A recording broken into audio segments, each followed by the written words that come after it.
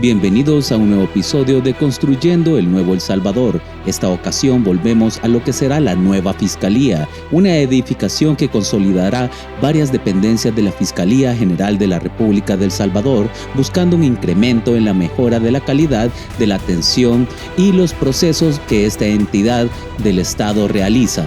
El Salvador ha sido durante décadas uno de los países más afectados por el crimen organizado y la corrupción en América Latina. Las pandillas conocidas localmente como maras y la corrupción sistemática habían tejido una red de violencia y desconfianza que socavaba el desarrollo del país. Esta historia, marcada por el miedo y la inseguridad, comenzó a cambiar cuando el presidente Nayib Bukele asumió el poder en junio del 2019. Con una promesa clara: devolver la seguridad y dignidad a los salvadoreños. Durante los años 90, El Salvador vivió un auge en la violencia vinculada a las pandillas como la MS-13 y el Barrio 18, grupos formados en Estados Unidos y exportados al país tras masivas deportaciones. Estos grupos proliferaron en un entorno de pobreza, exclusión social y falta de oportunidades, convirtiéndose en actores dominantes en barrios y comunidades. Para el 2019, El Salvador tenía una de las tasas de homicidios más altas del mundo. Bukele, un político joven y ajeno a los partidos tradicionales, llegó al poder con un mensaje disruptivo: acabar con la corrupción y erradicar las pandillas mediante medidas contundentes. Una de las primeras acciones de Bukele fue implementar el Plan Control Territorial, un ambicioso proyecto que combinaba tres elementos esenciales: recuperación de territorios. A través de operativos policiales y militares se buscó retomar el control de zonas dominadas por pandillas.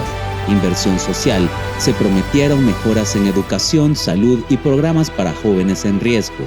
Tecnología y monitoreo. Se invirtió en cámaras de seguridad, drones y herramientas digitales para fortalecer la vigilancia y el análisis criminal.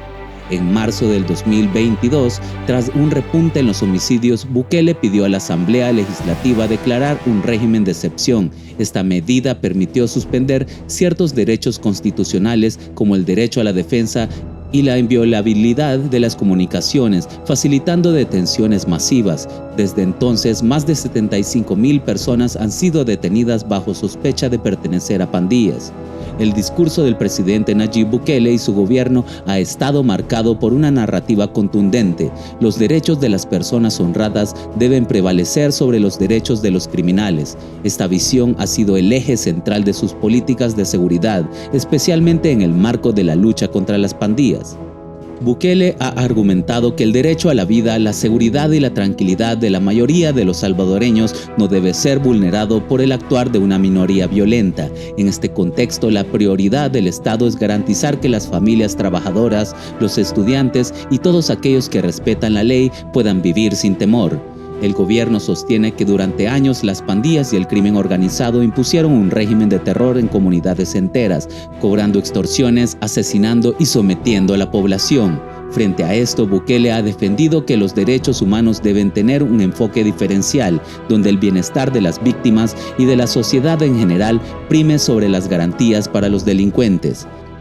El régimen de excepción decretado en marzo del 2022 es la máxima expresión de esta filosofía. Al suspender ciertos derechos constitucionales como la libertad individual y el derecho a la defensa inmediata, el gobierno ha buscado neutralizar a las pandillas de manera rápida y efectiva.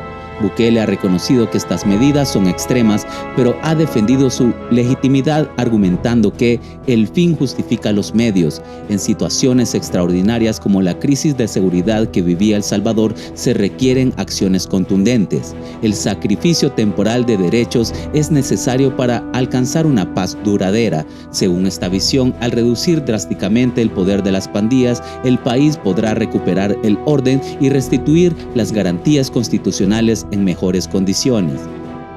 El gobierno de Bukele ha cuestionado a las organizaciones de derechos humanos que critican el régimen de excepción y a las detenciones masivas.